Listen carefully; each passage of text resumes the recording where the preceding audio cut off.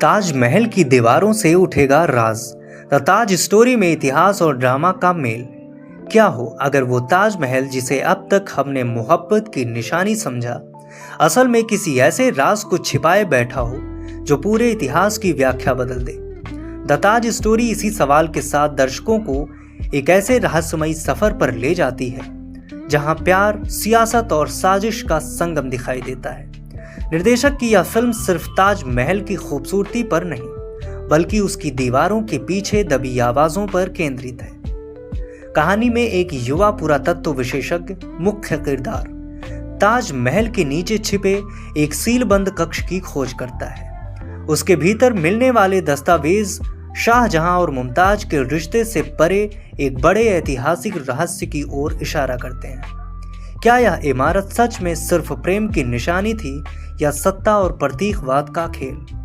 Film का cinematography ताज की सफेद संगमरमर जैसी चमक के साथ साथ उसके भीतर की अंधेरी छायाओं को बारीकी से दिखाता है।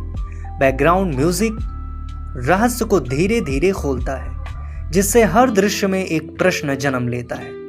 क्या हम इतिहास को वैसे ही जानते हैं जैसे हमें बताया गया, या वैसे जैसे वह असल में था? द ताज स्टोरी इतिहास और कला के बीच की पतली रेखा पर चलती है। यह ना तो पूरी तरह काल्पनिक है, ना ही एक डॉक्यूमेंट्री, बल्कि यह सवाल उठाती है कि हम किस हद तक सत्य को सुंदरता में लपेटकर भूल जाते हैं।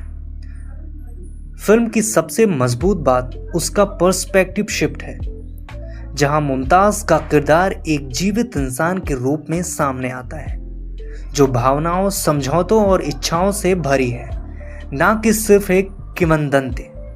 कहानी के दौरान दर्शक खुद को यह सोचते पाते हैं कि क्या हर प्रेम प्रतीक के पीछे कुछ अनकही राजनीति नहीं छिपी होती, और क्या इतिहास के हर पत्थर पर लिखी कहानी सच में पत्थर जितनी अस्थायी होती है।